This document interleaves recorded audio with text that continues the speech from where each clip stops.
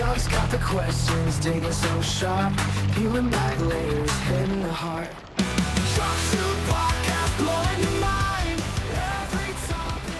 Every time I do this, I instantly am reminded I need a much cooler place. I need a much cooler backdrop to do these types of things. So I'm thinking I need like pull down backdrops of different scenes and different settings.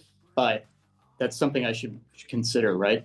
Well, yeah, or you could do a green screen. I know that's like you could just do it from pushing a button right now if you wanted. Well, you know what? You're right. I didn't think of that. Maybe if I just paint all of that green, my wife wouldn't mind. Yeah, we'll try that. Yeah. Do you not have a home studio or office or something? So I do, but here's where I messed up. When I built in the basement of our home, I have a studio and the drum room, and I spent so much time keeping sound from escaping, so reinforcing the walls and extra insulation, that what I ended up doing is keeping all the Wi-Fi and the cell service out. So yeah, it's a little bit of a situation down there, and we do have repeaters in the house, but I won't bore you with all my mundane problems. Yeah, I had the same issue because my office. I mean, it's not like that far away, but it's far enough from the Wi-Fi. So I got this huge long. I think I got it on Amazon. It's like I don't know how many feet it is. It's this long cord. It goes through the whole house, and it just broke the other day. So now I'm using the Wi-Fi. So hopefully we're okay. Gotcha. With it. But, yeah, I think if you do the wired, I think you might. I don't know. It's probably a hassle to do it, but I think that would be your best bet. It would be a hassle to do it, but it would be less of a hassle doing that than constantly losing connection. Yeah. There are so many things I'd like to be doing in that space. I just it's unreliable at best. So you know the struggle. Yeah, well, definitely with the technical issues. Sometimes I just had to use my phone because my computer doesn't set up. Like I think it was what's that? Phil Susan from Ozzy. Oh yeah, I was interviewing him, and I was all so excited. I was like, "Oh, I loved him, especially with the Vince Neil solo album. I love that album. I want to ask him all about it." And I'm just having to use my phone like this. It's just kind of funny. So yeah, that's funny. It's funny. Yeah. Well, it makes me feel better to know I'm not the only one with those issues. So no, it's funny too because I remember when I had the producer of Ugly Kid Joe, the guitar player Dave Fortman, who's produced Dave Fortman, he's produced like. Is it System of a Down? It was like one of their big albums. It is, and he was Godsmack's guy, if I remember correctly. Was he? Yes, he was. Yeah, maybe that's what it was. Maybe that's what I'm thinking of. It was one big album, and then it was like Evanescence and like all these. And he couldn't figure out how to set up his camera, and so I'm like, I thought he'd be like a real technical guy, but if he can't do it, then yeah. Some producers are not real like technical, like like Rick Rubin. Did you ever watch that documentary about him? I did. Yeah. I mean, you're absolutely right. As creative as he is, the technology, working the gear and actually hands-on with the equipment, that is not his thing. And I was shocked when I saw some of the footage. You would think in that position that that's a requirement of the job. Yeah. But not so much with him, right? Yeah, it's like there's two different styles of producers. It sounds like there's ones that are very technical and, changing the audio faders and all that. And then there's guys who are more like trying to get the best out of you. And then they have like an engineer that does all the technical levels and all those things. And so, I thought that was really interesting because you can't argue with Rick Rubin's results. I mean, he's produced some of the greatest albums from such a variety, even like stand-up comedy and stuff. Oh yeah. Yeah. It's crazy. I recently rewatched the Tom Petty Wildflowers documentary. And I need to see that. You absolutely, you really should see it. But not only am I a massive Tom Petty fan, but when you really watch what his involvement with that process was, you actually saw a band who it was a departure from what they had been doing. They actually turned over, members of the organization. Stan Lynch, that's when he parted ways with the band, and he has obviously been their guy for so long. And a huge part of their sound. But when you watch that documentary, I don't want to give too much away, but when you see Rick's involvement with it and how he approaches certain things, it's pretty fascinating. And it just so happens that I love that album as well. So. Oh yeah, I love that album, and I love Tom Petty. I think I've told the story probably a million times on my podcast, but I was going to go see him at Red Rocks in Colorado. Okay. I'd never been. Oh, I was wow. going to Colorado. I'd never been there. I'd never been to Red Rocks. I was like, oh, let's see who's playing at Red Rocks. Is there anybody I want Yeah. to see? Oh, Tom Petty's playing. I've never seen him. This sounds perfect. Oh, but it was like Dude, and what a place to $500. see him. Yeah, Yeah, that I would have couldn't been afford an it. absolutely amazing place. Yeah, I couldn't afford $500 a ticket, and I was like, I can't afford this. And then he died Yeah. like 2 months later. I was like, damn it! So, I should have do just you paid the wish you'd have just pulled the $500. trigger and Yeah, spent the money? yeah, because like at this point, like who cares about $500? I'm not like, oh, I really wish I Yeah. had that $500. No, I really wish I would have seen Tom Petty. Well, I hate to say this, but fast forward to where we are now, and Yeah, that's kind of an average. I shouldn't say that's an average, but $500 is a lot more than that. Happens more than I like, for sure, for a decent concert experience. And that's not me complaining about the business and the industry. I'm not going to go down that road. But nowadays, $500 is not shocking. Whether or not I choose to spend it is a different story. But when you see that, it's been normalized. I hate to say. yeah, it is crazy. Like it's almost like if you're smart, you have to either see bands before they make it big or after they've kind of like hit their huge wave or whatever. You know what I mean? Yeah. Because Yeah. I grew up in Seattle in the 90s, and it's like I look Oh, wow. back at all the concerts I should have seen, but I just didn't. You know, I was like, didn't go senior. You know, I was too young. I couldn't get into the clubs. But if I Right. mean, I probably could have seen some pretty good bands if I had just tried a little harder. So Yeah. Well, I mean, correct me if I'm wrong, but you probably didn't realize in the moment what a cultural revolution you were seeing. You probably didn't realize until that's just what you know. If that's where you live and that's where yeah, you're growing up, you know it's exciting, you know it's fun. But I don't think it was probably for you guys in it. It probably wasn't until slightly after that you realized what a cultural phenomenon that whole time was. yeah. It was the weird thing for me is like I grew up as a kid. I wasn't really into music that much. I was into like pop music, Oh, and then wow. in middle school I got into rap. But then Okay. in eighth grade, I dated this girl, and she was really into heavy metal, and I would kind of make fun Okay. of her. But then one time she was playing this record, and I was like, "What is this? This is a really good record." She's like, Yeah. "Oh, this is Skid Row, Slave to the Grind." And I Oh, was like, dude, that's amazing. and That's that's what like it flipped me. And then I started getting into Metallica and Guns N' Roses and okay. all this stuff. And so I got really into like heavy metal. And then this was like 91, 92, and then heavy metal wasn't cool in it. They called it butt rock in Seattle. Of Everybody course, liked yeah. Nirvana and Yeah. Alice in Chains, and I like that stuff too. But I really liked like the Skid Rows and stuff. Like Skid Row Yeah. was like my band, you know. So So that it was weird. Skid Row was your gateway band into the Yeah, hard world. That's it amazing. really was. Yeah, and so it's weird to like sit here and talk to you and have Rachel and Snake on the podcast. I'm like, this is just so weird because this, if I could go back in time and show my younger self, like, oh, you're gonna like interview the guys that are in this band, like it's crazy. Dude, if this means anything, I've been with the guys for just over 15 years, and Yeah. I've known them even longer than that. And Rachel and I have worked together in different contexts outside of Skid Row. So as long as I've known those guys and as long as I've been working with them, I still have those moments where, oh shit, this is Skid Row, and these are the songs, and this is one of the bands that I grew up following their career, and I was a fan from day one.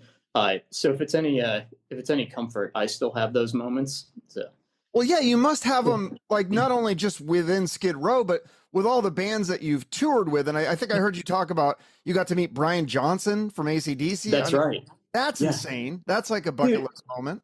Oh my God. So yeah, anybody who knows me, if you know my musical tastes and my story, my background, AC/DC is my favorite band of all time. And I love the different eras, the different incarnations. I'm not one of those people that debates if one is better than the other. That's not how I approach that situation.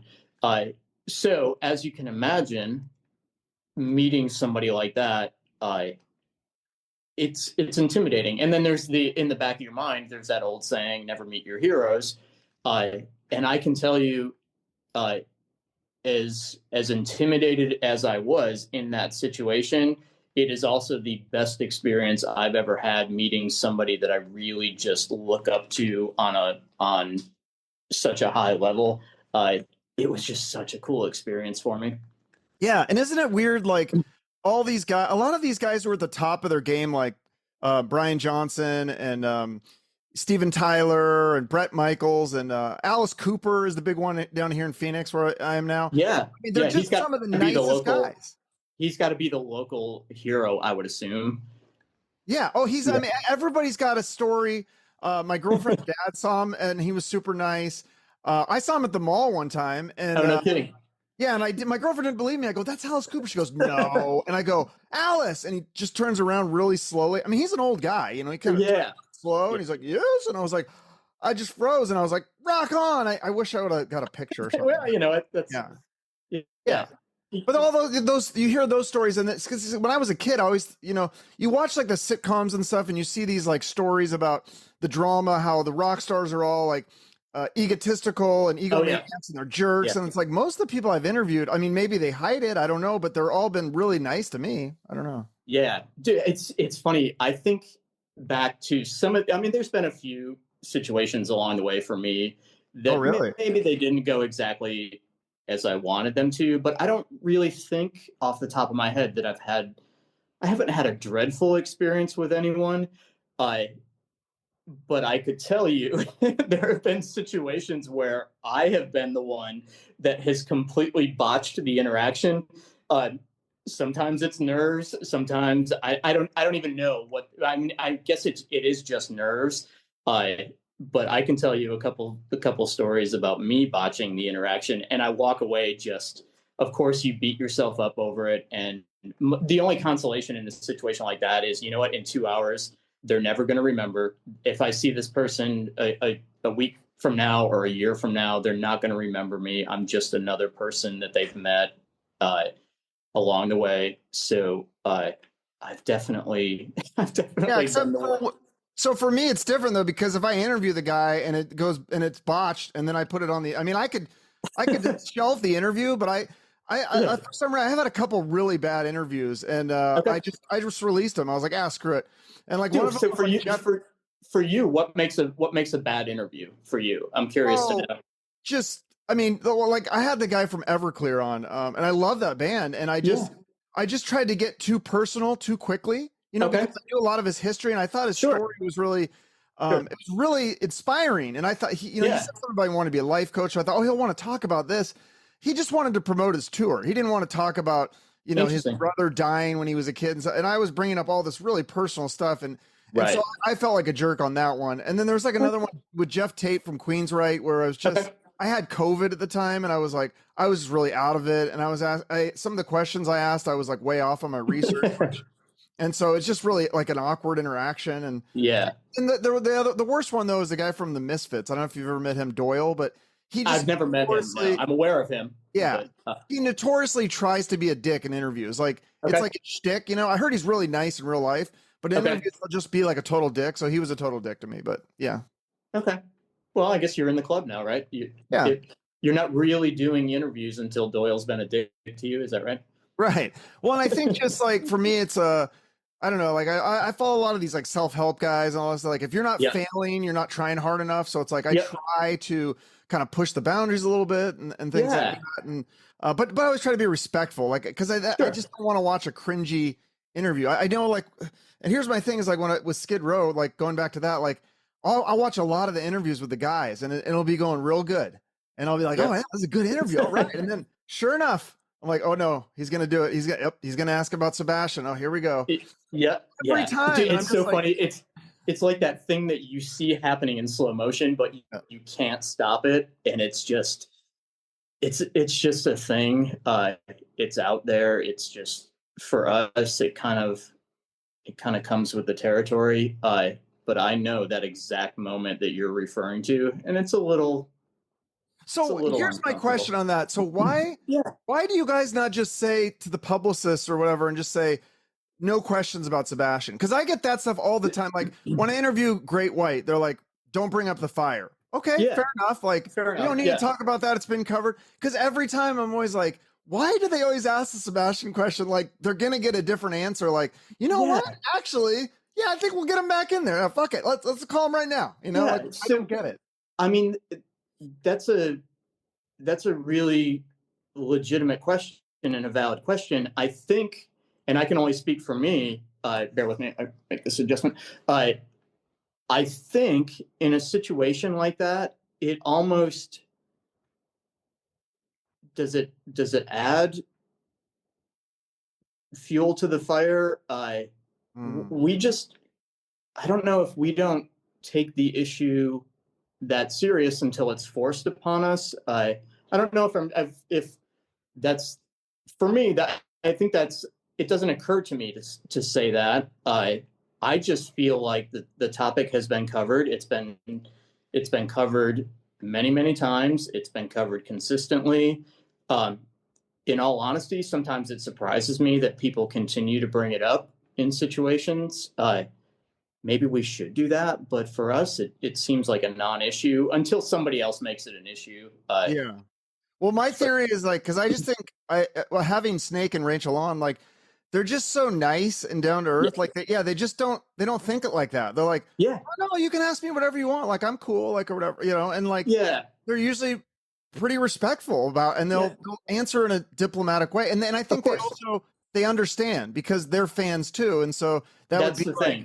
If you're talking about Kiss and they're talking about bringing back Ace Frehley or something, they want to talk about that. Dude, we do understand, and certainly those guys, we do understand why, from a fan perspective, we're fans as well. And you mentioned Kiss, and there's so many different bands that we could use as an example. But at the end of the day, we're all music nerds and we're fans, and we all grew up geeking out over different things about bands and their history and the different eras. And so from a fan perspective, in a lot of ways, we appreciate and we admire people's passion and enthusiasm.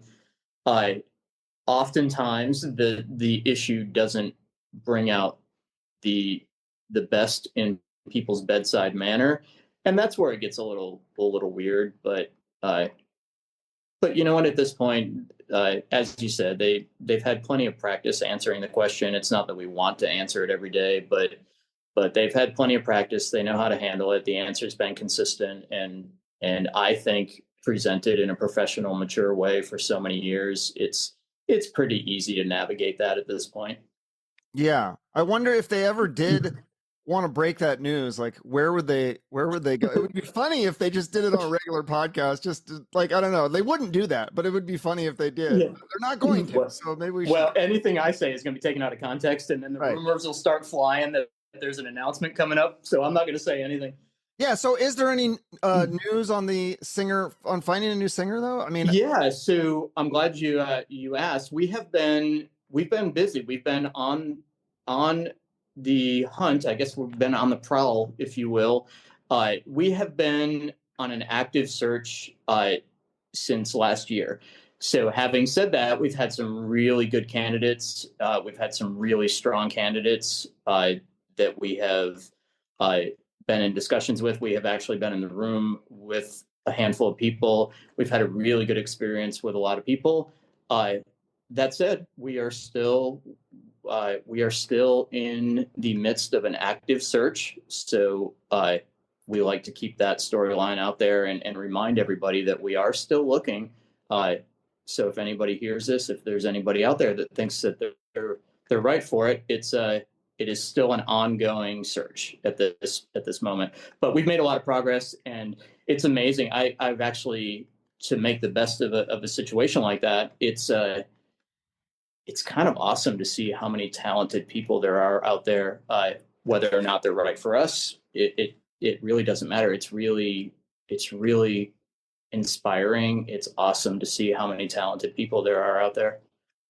Yeah, that is really cool. I was thinking about that too, because I have a lot of ideas for who you guys could get. Like, but some of them I feel like could be a good fit. Some of them I don't know if they'd be a good fit. Some of them definitely they would make it take the band in a different direction, like a different sound. Like, so what are you thinking you want to kind of keep? Because I love the last album, The Gang's All Here. I loved Eric. I saw you guys live. You kicked ass. I understand it didn't work out for health reasons or whatever. He couldn't. Right. It's harder for him to tour in a different continent. But would you kind of continue that path with a similar sound, or would you kind of maybe take it in a different direction? We would be open to either of those scenarios, it's a situation when you're dealing with a situation like ours. There's a legacy there. There's a history. There's a legacy.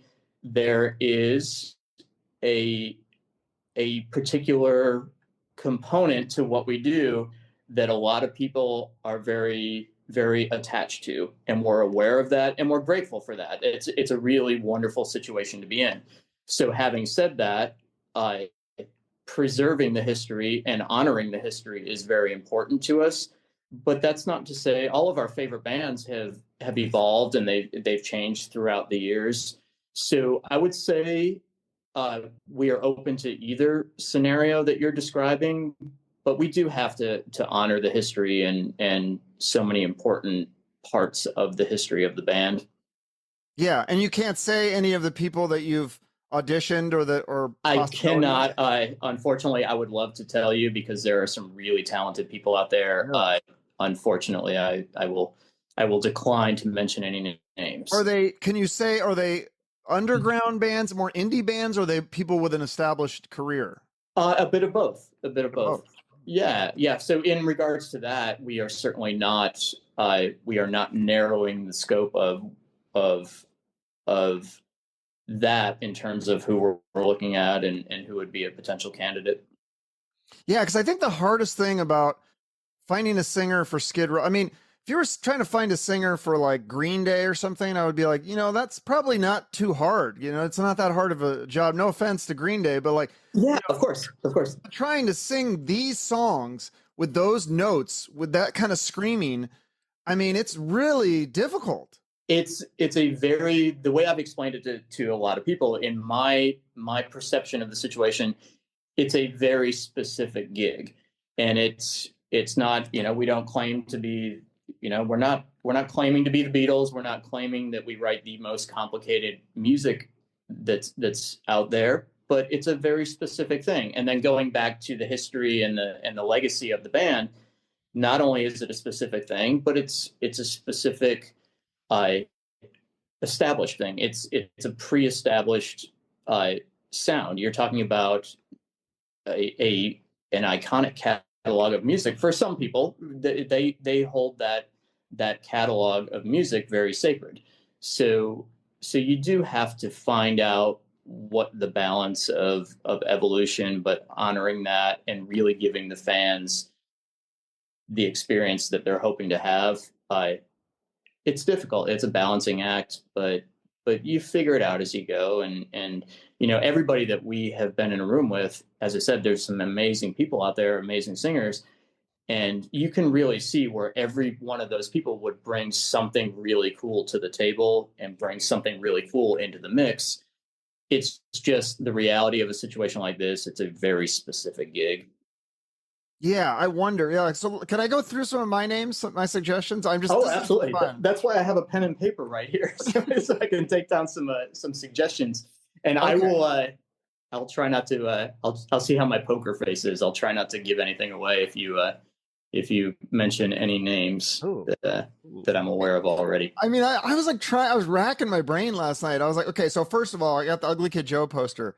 Have you ever heard Whitfield Crane sing? So, I mean, they're one of my favorite bands, top 5 next to Skid Row. I didn't see them live until a couple years ago. He blew me away. He is amazing. And I actually, so long story short, we toured Europe with them in 2014. Is this when you got lost in Austria? I heard this story. This is funny.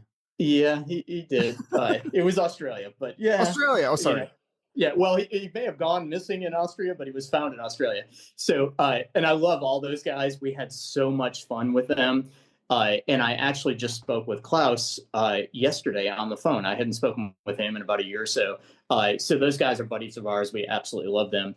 And you're right about Whit. I think by virtue of what he has done with that band, I don't think many people realize what he's capable of. He's got an impressive range. He's definitely more diverse than you would think. And then you start doing some digging. There's plenty of cool stuff out there on YouTube. But you're right about that. That's a good idea. Yeah, I just love him. I mean, again, some of these may not sound exactly like Skid Row, but like And also Ugly Kid Joe, I mean, they're a great band too. I don't know, that's like he's doing double duty but that would be fun just to hear that. Yeah. Yeah, I mean, at this point, all ideas are welcome. So, and I'll tell you this: he's a great performer. He is a force on stage. He's great at what he does. Yeah. What about the singer from Adler's Appetite? I think his name is, I don't even know if I say it right. Ari Kamen, maybe, I think. Okay. That guy, I don't know if you've ever seen them. That guy, I mean, he not. sounds like Axl, like in his prime. Interesting. He Okay. can hit the notes. I mean, it would be, I don't know if it would be a right fit for Skid Row, but he could hit notes and scream those. Yeah. Songs. Like, it's pretty amazing. Well, if he's doing that catalog, he's in the top end of the vocal range for sure. You haven't seen them? It's been many years, and I'm trying to think who was a different singer. Yeah. Yeah, I'm trying to think who was singing with them the last time I saw them. Not for any particular reason. I just haven't had the opportunity to see them in the last couple of years. So I'll have to do some research and digging. I may follow up with you after we record this and get some names from you if you don't mind. Yeah. So Eric Gronwall came from that band, I think it was called Heat, right? Correct. Yes. And so I think it was a Swedish band, if I'm not correct. Yeah. Okay. Yeah. So there's another Swedish band called Kiss and Dynamite that's very popular. They had a new album recently called Back with a Bang. I think it was like the #1 album on Sleaze Rock. So definitely in the genre. Yeah. Yeah. I'm aware of the name. What's that? I'm aware of the band name, but I'm not familiar with the vocalist specifically. Yeah, I had him on the show a few years ago. Real nice guy, Hans Braun. And I don't know if he could hit all those notes. I'm not saying he can. I just don't know. Yeah. But I love that band. I love his singing. I love his style. So I mean, I think it would, if he could hit the notes, I think it would be a really cool fit. Yeah, interesting. Okay. Yeah, so you're giving me a lot of homework for this afternoon. I like it. Yeah, I wonder if you guys know of these guys. And then so then if you wanted to go more again with the more maybe established route, like, you know, there's the guys like Jeff Scott Soto. I'm sure you're familiar with him. Yes. Yeah. John Corabi, who missed his audition in the 80s for Skid Row. This is the time to give him a second chance. I don't know. You're right. Yeah. Daisies now. I know he's out with Dead Daisies right now. If I remember correctly. Yeah. They just started a tour. And he's obviously an old friend of ours. We've known him and the Dead Daisies guys for years. Yeah, these are all really good ideas. Another one, and I think I broke this story. I think it's on I'm on the Skid Row Wikipedia, which is like really weird to me. But I think how is it that you are and I'm not? You're on there. Am I on there? Okay, cool. Yeah, you're listed as the drummer and stuff. Yeah. But there was a couple interviews I did where I think it was a story about John Corabi and then the story about Jason McMaster. Oh yeah, Toys. He was considered, I think, after Sebastian left the first time, maybe.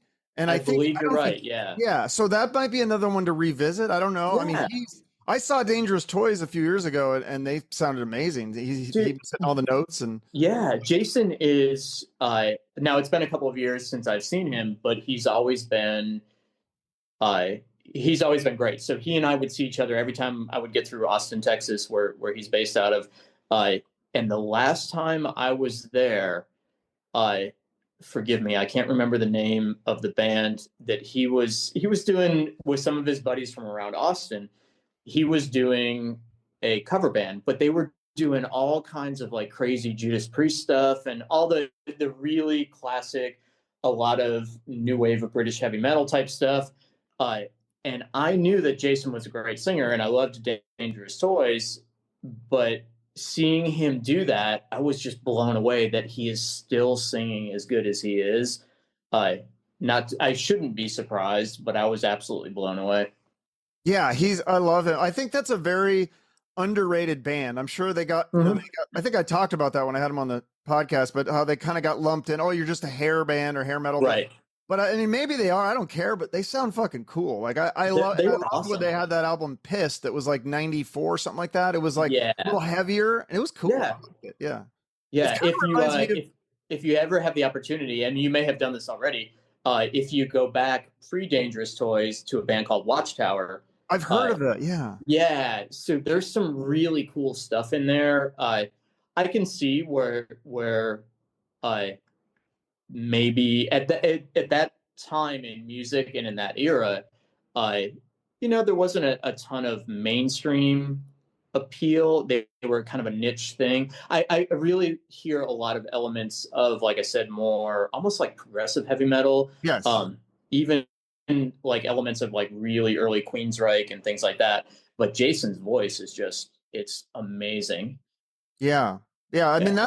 that's kind of most of the ones that I was thinking of. The other one, my buddy Clint Schweitzer, he has a podcast On the Road to Rock, and he Okay. suggests one of the singers from Hairball.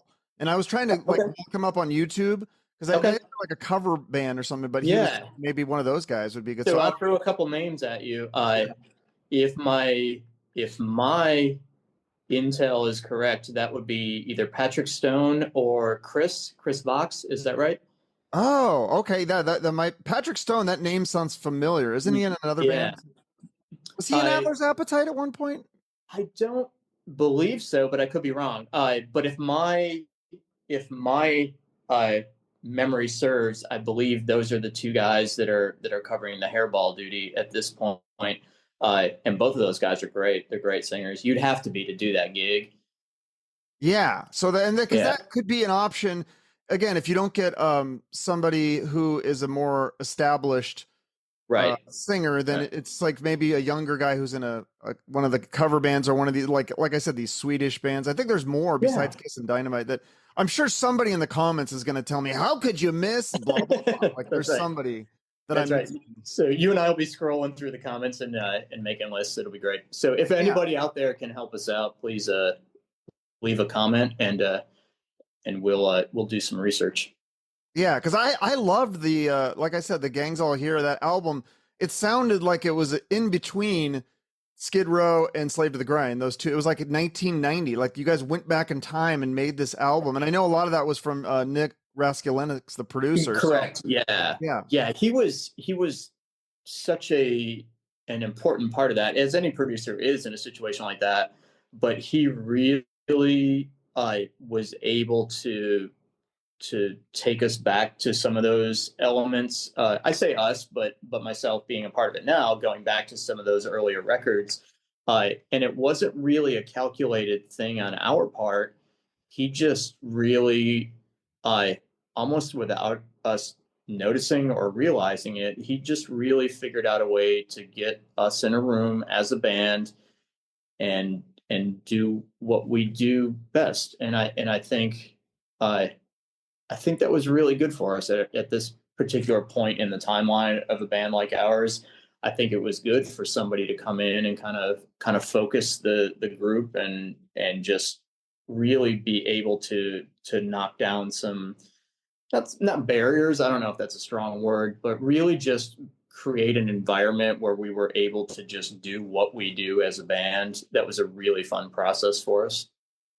Yeah, and it sounds like he was he would kind of steer it in a direction, like because I think it was either Rachel or Snake was saying that, like they would present a song and Nick would be like, well, that's a great song, but that's not Skid Row. He's like, I want to Yes. make an old school Skid Row Right. record that sounds Yeah. like, and that's exactly what you guys did. I Well, love it. So well, thank you. We love hearing that. And sometimes it takes an outsider, and he comes not only. I say an outsider, so somebody outside of our immediate group, uh, but he's also a fan. I mean, if you're ever in a room with him and there's music, whether he's working with a band or if there's music being played, he's like I say this with love. He's a 16-year-old kid. He is so passionate and so enthusiastic about it. And I think that it was really good for us to have somebody come in, speak to us with the producer's perspective, but also the fan perspective. I think that was really, really beneficial for all of us. But certainly, as I said, a band that is at this particular point in their timeline, in their career, sometimes getting somebody to just kind of direct you back towards something that you might be too close to it to be objective. And he was really able to focus everybody and make a great record with us. So that would probably be the next record as a continuation of that, obviously with a different singer. Yeah. Same theme then maybe of. I think so. But we've we've discussed what the plans are for the next record, and at this point, it's not an official proper conversation that we've had to try to recreate that, but I think we all felt like this is what we do, and this is what we do well, and now that we're kind of back and reconnected to that, I think that would happen, but I think it would happen naturally. I don't think it would just be a calculated move that would come from a meeting of some kind. Yeah. I think now we just get in a room and we play and we do what we do, and that's what comes out. Would you work with Nick again? We would love to. Yeah, we would absolutely love to. Because how does that work with producers? Do they charge a fee, or do they take a percentage, or does he just work for the love with a project like this? Does he just work for free, or for it can be any one of those or any combination of those. I wouldn't feel comfortable discussing our particular agreement with him, our arrangement with him. But in the industry, it could be any number of those or a combination thereof. Yeah. Every situation's different. It's one of the interesting things and a fascinating thing about the music industry. It's also one of the frustrating and maddening things. At this point, the game it's changed so much. The industry has changed so much. So a lot of business aspects that used to have standard a standard framework, a lot of that doesn't apply anymore. Which it can be a little frustrating at times. It can be a little mysterious, not knowing exactly how things work when you're a bunch of old guys like us. So yeah, because I just think, obviously back in the day you had these $1 million record contracts, and then they had money to just pay the producer a good thing. But now it's like you're not making a lot of money off the record sale. So, and that's why I think you see a lot of bands, they just do away with the producer. They just say, we'll produce it ourselves. And technically, I think you can get the sound better than if not, if those records in the 80s, like sonically. But I think the role of the producer, like with Nick on this album, it wasn't necessarily the sonic stuff. It was the arranging or whatever he did to make it sound like, I don't know, but he was magic, in my opinion. So here's the situation with Nick, and I think the situation that you're describing, technology it's broken down so many of the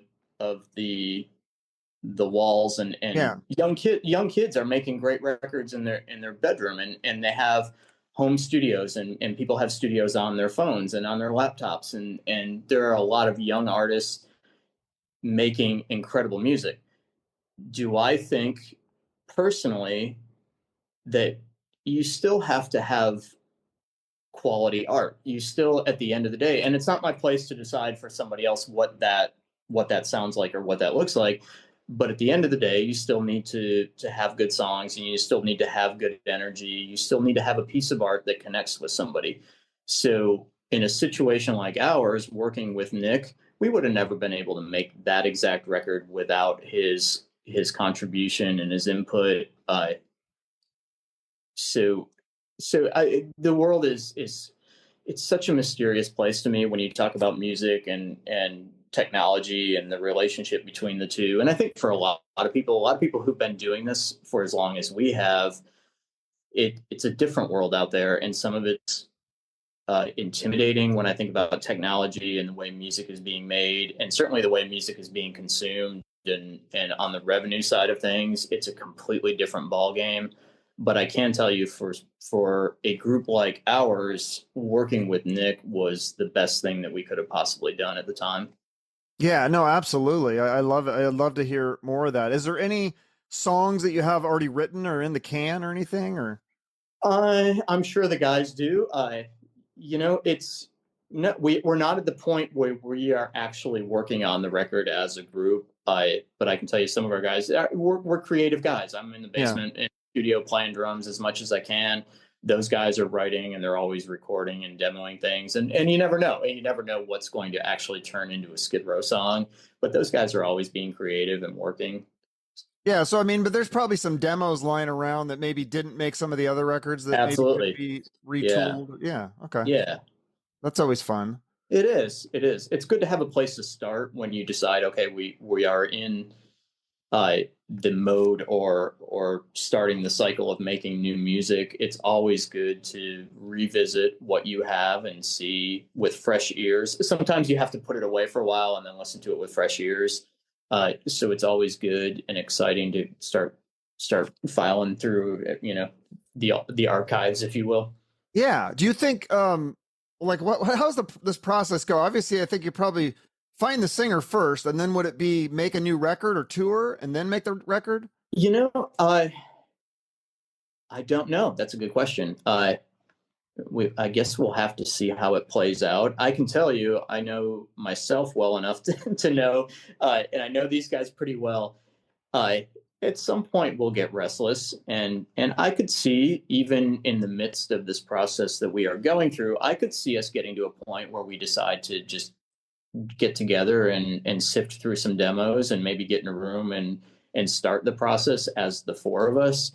I'm throwing that out to the universe because I would love to do that.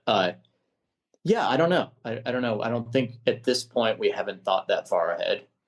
It's crazy though, because I was looking at the math and I was like, holy shit, it's been a year since Eric left. I mean, I know they've done some shows with Lizzie Hale. Correct. But, I mean, it's been an entire year that you've had no permanent singer. That's yeah, when you do the math, you're right. Was it late March of last year that we came off the road and did our final show with Eric? So you're right. That's so crazy to think about. So what have you guys all just been since after the shows with Lizzie Hale, there's no other shows lined up. Right. What is everyone doing? I know you have that side project, Thunderbolt Hydraulic, which everyone should check out. It's fucking awesome. I love it. It's great. Thank you. Yeah, that for me, that's a really nice outlet. It's some friends of mine. I live here in Atlanta, Georgia.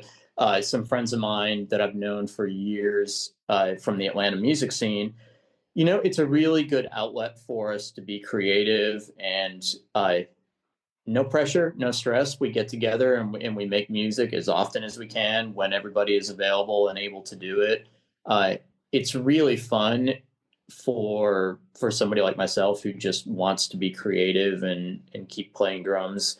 The idea of downtime doesn't appeal to me.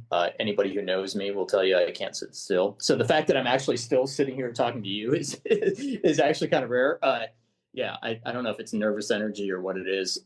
So I do love staying active and doing things like that. I try to do some studio sessions while I can.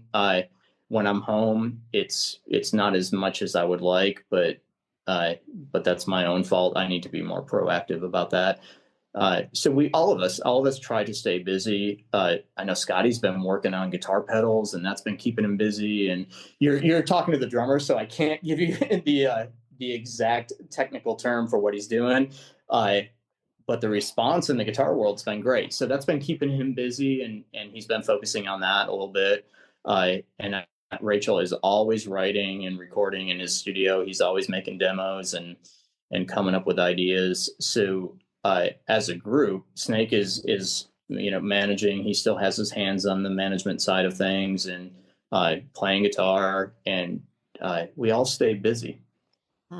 Yeah. Did you do like drum lessons ever or anything like that? I take drum lessons. I'm open to the idea of teaching. I just have always considered myself the student. And I actually just had a conversation with somebody recently about this very subject. It's hard for me to envision myself as the teacher when I have time to allocate to playing music or playing drums.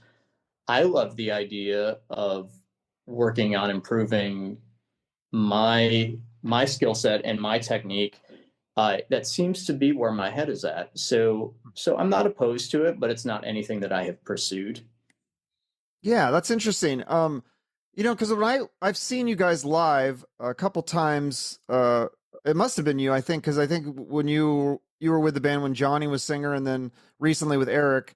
Correct. I never noticed anything in terms of the drums sounding different than on the original records. Do you pay a lot of attention to that to try to get it?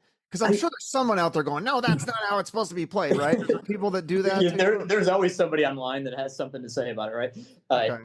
Yeah, I mean, and that's great. Again, and going back to what we talked about earlier, I love people's attention to detail and their passion for those types of things.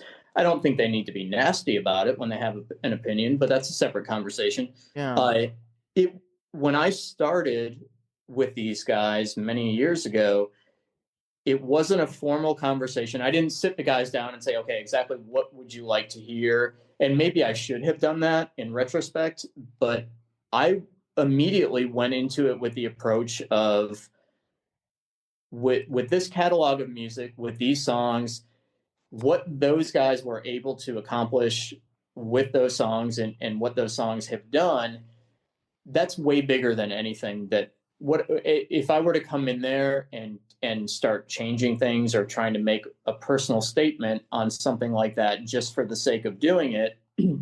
That didn't seem like an approach that I had any interest in. I was really trying to just come in and do the best that I can do, and everybody has their own voice on their instrument, and there's plenty of things that aren't exact, but my goal was to really get as close as I could to something that was already really cool, in my opinion. And so there's some deviation live versus on the studio recordings, and that's true with most situations. But I didn't feel like taking liberties, and it's certainly when you're talking about hit songs and songs that have sold millions of records, I didn't really feel like it was practical to come in and really try to make a personal statement with them, if that makes any sense. No, absolutely. Yeah. And I didn't notice, like I said, I didn't notice anything super drastic, but I'm not a Yeah. drummer, so I don't know if there's something technical. Yeah. One of the songs that you guys did, you brought back into the set list, Creep Show. I love that song. And that's got like a fun cowbells in it. Like, how It was tricky. fun to play live? It's awesome. I love playing it. That record in particular, there were some very unique things about some of the drum parts on that record, and it was fun. And as a fan, we had talked about me growing up and being a fan of the band and listening to the records. When I was a young kid listening to those records, the arrangements are kind of part of your DNA, and they're back there in your memory bank somewhere. So it doesn't take long to remember, oh, this one, yeah, I know this song, this is great. And maybe I haven't listened to it in a couple of years, but you go back, you revisit it. But I can tell you from a musician standpoint, when you listen to a song and a song like that has some very unique things to it, when you listen to it with the intention of recreating it and sounding close to the original, it's a completely different mindset. You're not just singing along in the car, and you're actually listening to it with the intention of recreating it to somebody else who is, I hate to say the consumer, but I think that term applies. It's just a different mindset. So that was a really fun project for me, but that song is a good example of that. Yeah, that's so interesting. Like when I was in college, I love music. I suck at it. I can't play, but my roommate Don't in let that college, stop you. yeah, my roommate in college, he was a music major. And I just remember like, it was so weird, like living with him. And like, I remember I had the Lenny Kravitz CD. Do you remember the Lenny Kravitz song, like Fly Away, that song? I do. Yeah. He's like, I want to get away. I want to fly away. Yeah. And I never noticed, like, if you listen, I don't know, like maybe this is really stupid, but I didn't realize, like, very quietly, it says, I want to get away. I want to fly away. He says, with you. I didn't even listen to that part. Okay. My roommate was, yeah. So you didn't know. Okay. So I'm not crazy. No. Yeah. Listen to that and the song first thing again. I do when we get off the, when we get off of this chat, I am going to go and listen to that song. Yeah. It's so crazy because he would sing that part. And I was like, holy shit, he did say with you. Like, it's so subtle that you almost don't even notice it. It's like, it's but awesome. He's a music with major, so he had that ear, Yeah, it's fun with technology and some of the things that we have available to us now. There's so many of the isolated tracks on YouTube. Yeah. And, I think about young players, and I mean, the internet is full of these amazingly talented and proficient musicians, and some of them, I hate to say it, but it's like they're getting younger every day. These crazy things that these young players can do, And I'm not saying that they're not talented, and at the end of the day, there's no substitute. They've clearly put in a lot of work, excuse me, and there's no substitute for hard work. But I think a lot of it is a factor of some of the technological things that we have available to us. When I was growing up, we didn't have isolated tracks on YouTube, and we didn't have the ability to do some of these breakdowns and the things that people have available to them these days. We didn't have YouTube. You had to actually go to a show, and maybe occasionally somebody would have a VHS, a bootleg or something, but now you can see things on YouTube, and you have people doing video lessons, and you have people doing breakdowns and all these cool things. So I think that's a part of it. I think technology has helped with a lot of that. You're talking about hearing things that we never heard. You might hear a song for 20, 25 years, but then you hear the isolated track and it's like, oh, that's exactly what's going on. Yeah, no, that is fascinating. Like I think there's like a David Lee Roth one. Okay. Have you heard that one? I don't know if I've heard that one. I've heard some of the ones that have been stitched together with his stage banter. That's oh, okay. Yeah, that's funny yeah. too. And then I think I don't know if this was real. Like I heard a Britney Spears isolated one, and it was all cracking and stuff. And it was like, is this real? Like they auto-tuned her and she can't sing at all? Like I don't know, or maybe it was fake. Who knows? I don't like to. I don't like to be overly cynical. I like to think that. Yeah. I don't know. I mean, I know that stuff is happening, but it's not fair for me to say who's doing it and who's not. Right. Well, when I saw you guys live, it didn't look like there was any auto syncing or like everybody was playing their instruments and singing. Yeah. It sounded great. Thank you for saying that. For better or for worse, we take a lot of pride in being a live band. It's 100% live. And again, there's a whole world of problems that can come along with that. But we take a lot of pride in being 100% live. Yeah. So back to I want to ask you a couple more about set list questions. Yeah. Because I was doing my research and I was just like digging in and like, have they ever played this song live or this one? So tell me if this is right. Did you guys play? I think you've only played Beggar's Day live one time and this was, I didn't even know this would happen. The Motley Cruise in 2008. Is that real or was that internet lying to me? That's a really good question. And I started with the band in 2010. Oh, that's right. Shit. Yeah. So that would have been before. Yeah. I have. You've never played that song. I have not. No. And I'm a fan. I think it's a great track. We actually did, I believe it was 2 shows. It may have only been 1 show. Just as things were starting to recover from the pandemic and so many bands were kind of in that holding pattern, and then we were all turned loose to start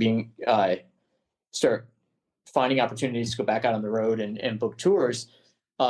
We did a couple of shows where we did that record from start to finish, but even in those shows, we did not do Beggar's Day. Oh. Yeah. Wow, that would have been I personally cool to have see. never played that song.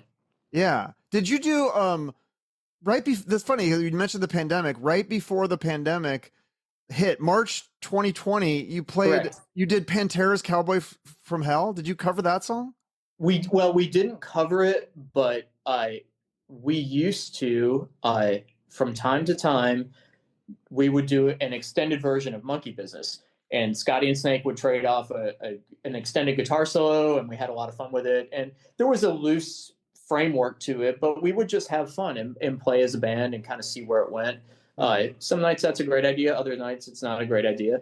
And what we realized is that riff, one of the signature lines in Cowboys from Hell, kind of worked and kind of signified that those guys were wrapping up the guitar solo. So we would go through a portion of that song as part of that extended section, which was a lot of fun. I hope at some point we bring that back and we can do that again.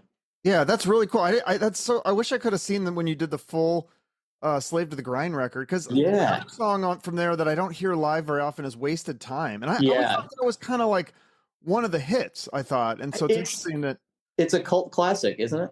Yeah. Yeah. Just not played live for whatever. I mean, I guess you guys have a lot of good songs, especially off that record even. Yeah. Yeah. And that's a really good problem to have.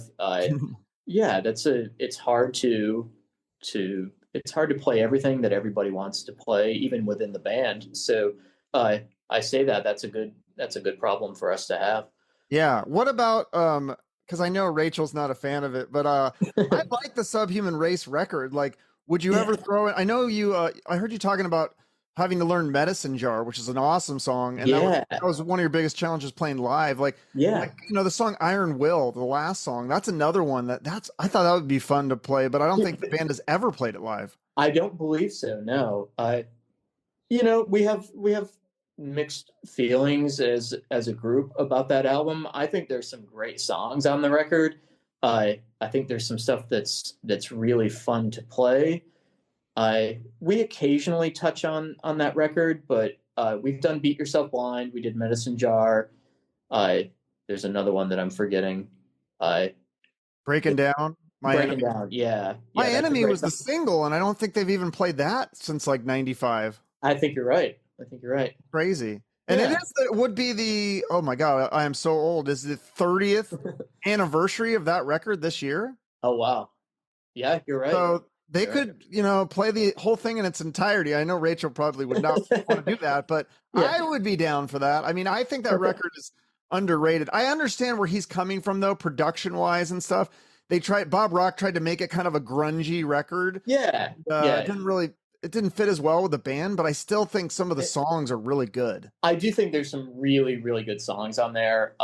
And to hear those guys talk about the process of making that record, you get slightly different versions from each of the guys. Really? I personally, I think I understand the record a lot better now than I did when it was a new release. I think, like so many bands in that time period, it wasn't necessarily it wasn't a calculated thing. They weren't chasing trends. They weren't trying to do something that wasn't authentic. But I think it wasn't the record that a lot of people wanted to hear. It was also made at a time, as you said, that trends in music and what the public was really going after, that had changed. So I think they could have made an amazing record. They could have made a terrible record. And I think that the landscape had just changed so much at that time that so many of those great records went overlooked.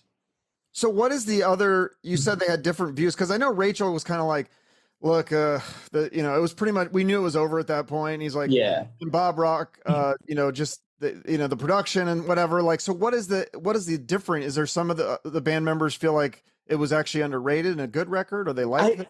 I think so. And I don't remember specifically who has said this, but in talking to the guys, you'll hear somebody say, well, we weren't ready to make a record. We didn't have any songs. We wrote those songs in the studio as we were recording the record. And while that may be true, I mean, I can come up with examples of some amazing music that was made right there on the spot in the studio. So everybody has sort of a different take on, obviously, the state of the band. You touched on that, and I won't get into any of that, but everybody was in a different headspace in terms of their relationship with the band and being in the studio and the body of work, the material. I think some people thought that the material wasn't ready yet. I think some people thought that there were a lot of really good songs, but they didn't necessarily care for the sound of the album. So you just had a lot of different perspectives going on. That's so interesting to me, because when you look at the first album, I believe it was 89. Yeah, Correct. 89. And then the second one was 91. And so they only had 2 years. I mean, it might have been, I don't know the exact number of months or whatever, but it might have been less than 2 years between those two albums. I guess you got your whole life to write the first album, but that's what they say. The second album is insane. I mean, they wrote that within 2 years, and then they had 3 years from 91 to 95 would have been 4 years. Right. They didn't, it's interesting. They didn't, went into the studio without songs already written, like just here and there, bits while they're traveling or on the road, that they didn't have riffs written. I think a lot of people, don't realize that when you're doing, you go back to the band and where they were at that point in their career.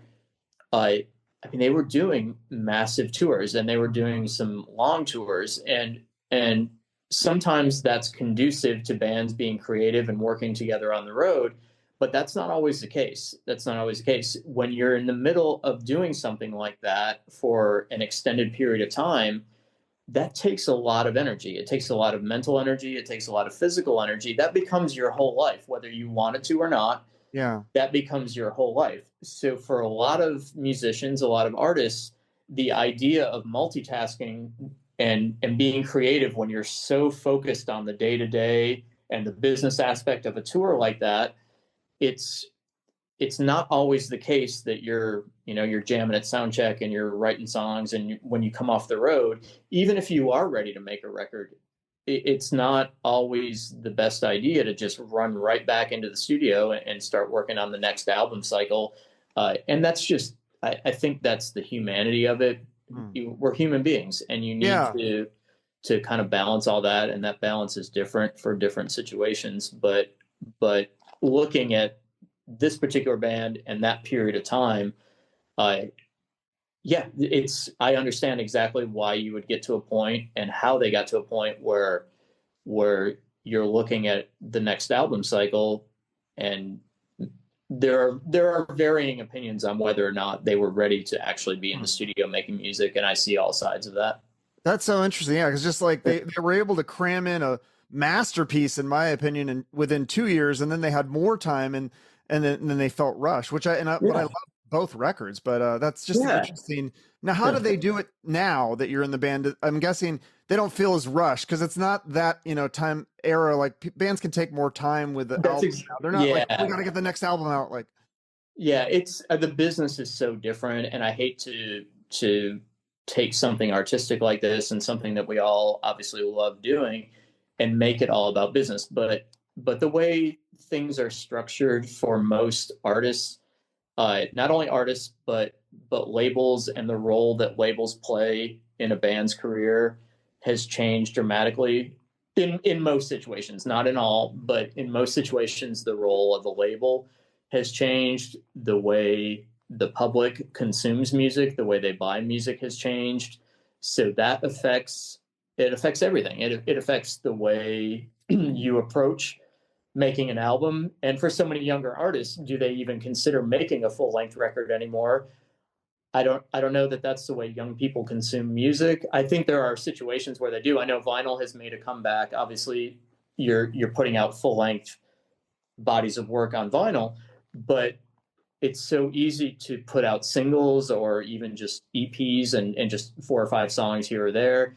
You stay engaged with your audience. You can do that. You can go out and tour and play, and then come in and knock out a smaller body of work relatively quickly and be right back out there playing. For so many artists, for so many bands, the majority of their revenue is performing, touring, selling merchandise. So it's in their best interest to not take a year or sometimes even longer off to make a record and then go back out and try to recoup expenses and the cost of making a record. Everything is so different now.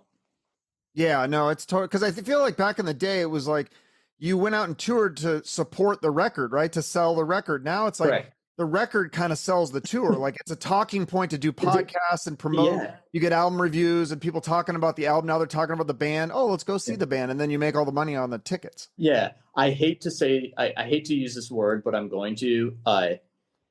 For a lot of artists, new music on a somewhat regular basis, whatever that is, it can be viewed as engagement or content. And I don't say that to devalue their music. There are so many great bands and so many great artists making great music. I think people who say that rock is dead and there's no good music, I think that's all shit. I think that people who say that just aren't spending 5 minutes to look, because I think there's great stuff everywhere.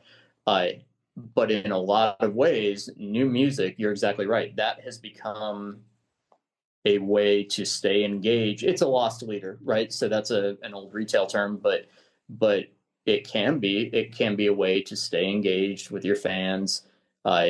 make sure that they do know your tour dates, and make sure that they are on their way out of their website. They're swinging through the web store and seeing your merchandise.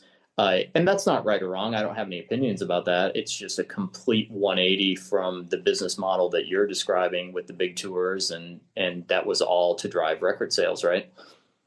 Yeah. And I think another piece of it that I've mentioned probably on here a million times is just, you know, that whole like commercial, movies, TV, video game, like getting your song and something like that, selling the rights, that can be a huge money maker as well. And you know, like I think even just, I don't know, I mean, I don't know what the numbers are and stuff like that, but like maybe even getting your song in like an indie movie or something, like a horror movie or something like that. I think it's like, no, you know, it's a publicity at least. It really is. It's a great opportunity for artists. It gets a little tricky without going too far into the music industry. And most of your viewers probably know how all this stuff works. It gets a little tricky. There are so many artists who don't own their master recordings. Yeah. So there's that whole side of it. There's that whole thing that is kind of multi-layered. It's not as simple as writing a song and having it do well and then just, you know, placing it in different places. There are some layers to it, but it really is a good opportunity. It's a good revenue stream for people who do own their music and can do that. Regardless, at the end of the day, if it keeps people engaged, if it keeps you on people's the top of mind awareness, if that's the case, it drives people to shows. It brings people to us eventually. So I think it's all a good thing. It just works so differently than it did even 20 years ago. Yeah, no, absolutely. Well, I look forward to seeing you guys play live with a new singer and hopefully new music as well. Like all that stuff is hopefully it's coming soon. I can't believe it's been a year since. Yeah, I hadn't done the math. Yeah, isn't that right? Am I wrong? No, you're right. It's almost a year to the day, if you can believe it. I'll have to go back and look. But I think within a week or so, you're probably right. It's been exactly a year. That's crazy. Well, yeah, hopefully something coming soon. I gave you some suggestions. You could look to those guys and try them out or whatever. And yeah, you've given me a lot to work on here. I like it. Okay. Anything else to promote? Again, you have your side project, Thunderbolt Hydraulic. Yeah, check that out. I mean, that's it for now. Stay tuned. As I said, we're in the midst of an active search. So we're not hard to find. We're online, skidrow.com, all those types of things, all the socials, yeah. And in the meantime, people can they can listen to all the old catalog, the latest album, Gang's All Here, and then there's the newest live record. I think it was just called Live in London, right? That's correct. Yes. Yeah, that was released this past October 24th. Yeah, very cool. Yeah. All right. Well, thank you so much for doing this, Rob. I appreciate it. Thank you. That was awesome. All right. Bye-bye. All right. One of a kind, from the rockers to the wise men.